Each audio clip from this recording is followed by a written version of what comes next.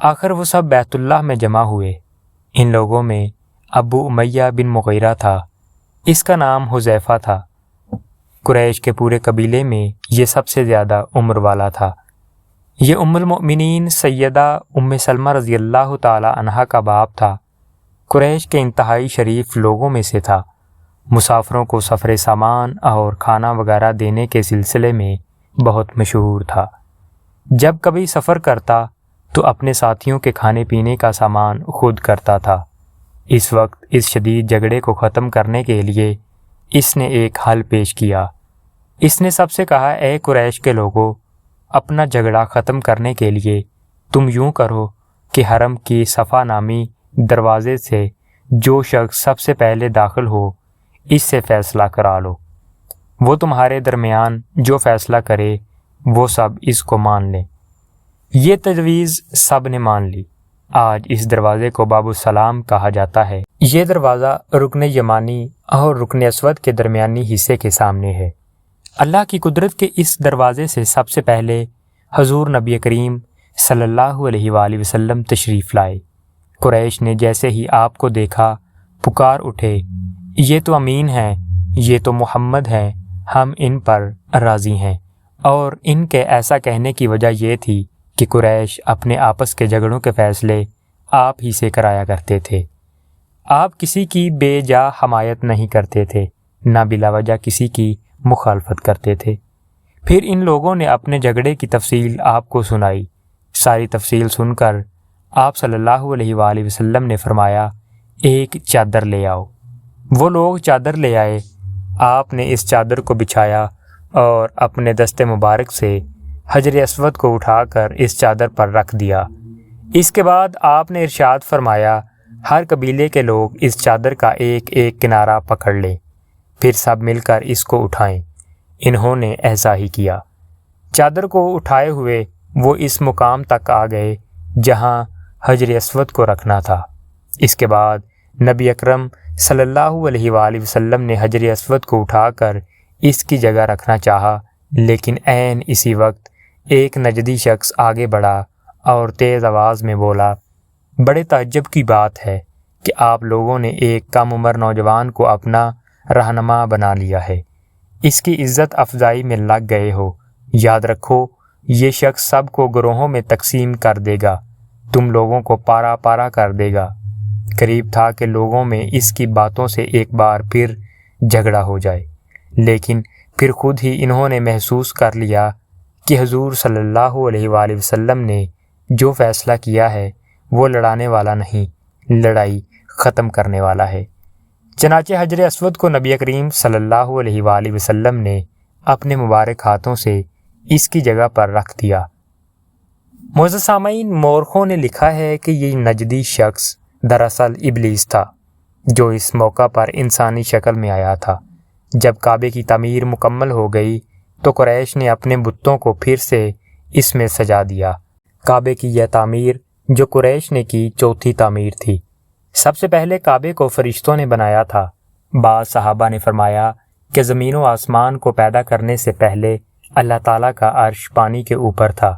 جب عرش کو پانی پر ہونے کی وجہ سے حرکت ہوئی تو اس پر یہ کلمہ لکھا گیا، لا الہ الا اللہ محمد الرسول اللہ، اللہ تعالیٰ کے سوا کوئی معبود نہیں، محمد صلی اللہ علیہ وآلہ وسلم اللہ تعالیٰ کے رسول ہیں۔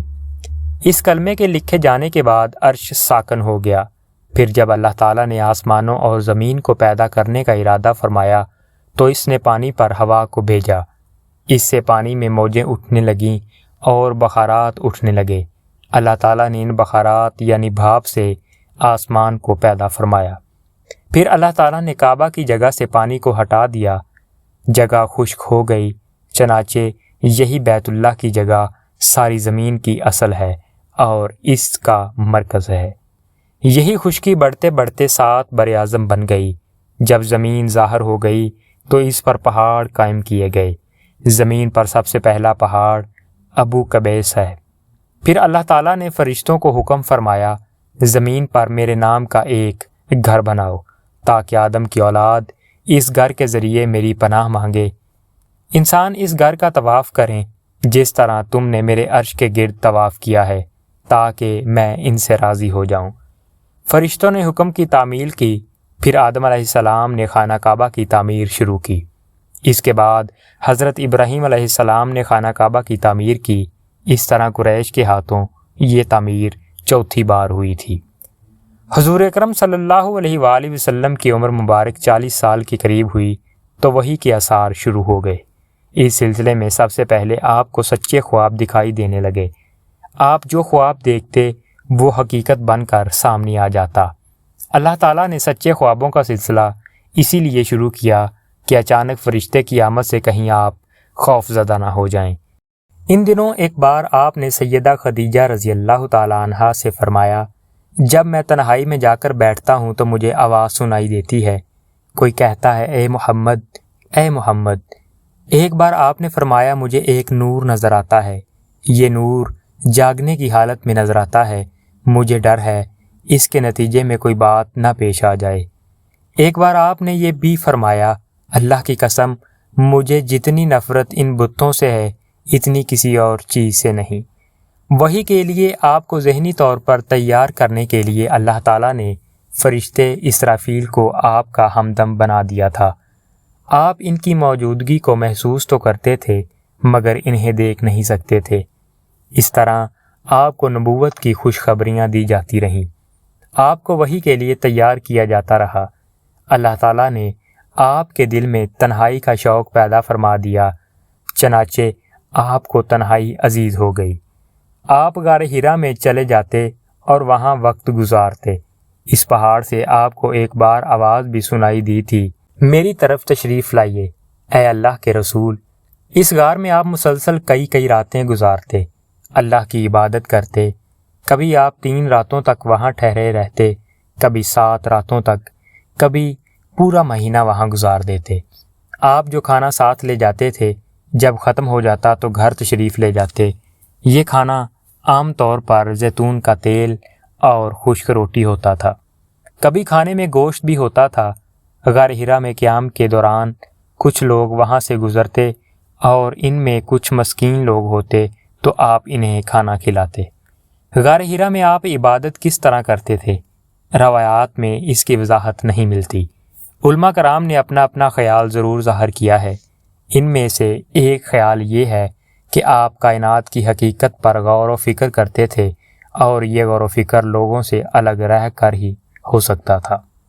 پھر آخرکار وہ رات آ گئی جب اللہ تعالیٰ نے آپ کو نبوت اور رسالت عطا فرما دی۔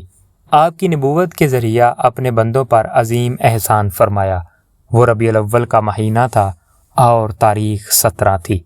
بعض علماء نے یہ لکھا ہے کہ وہ رمضان کا مہینہ تھا کیونکہ قرآن رمضان میں نازل ہونا شروع ہوا تھا۔ 8ویں اور تیسری تاریخ بھی روایات میں آئی ہے اور یہ پہلا موقع تھا جب جبرائیل علیہ السلام وحی لے کر آپ کی خدمت میں حاضر ہوئے۔ اس سے پہلے وہ آپ کے پاس نہیں آئے تھے۔ جس صبح جبرائیل علیہ السلام وحی لے کر آئے وہ پیر کی صبح تھی اور پیر کی صبح ہی آپ اس دنیا میں تشریف لائے تھے۔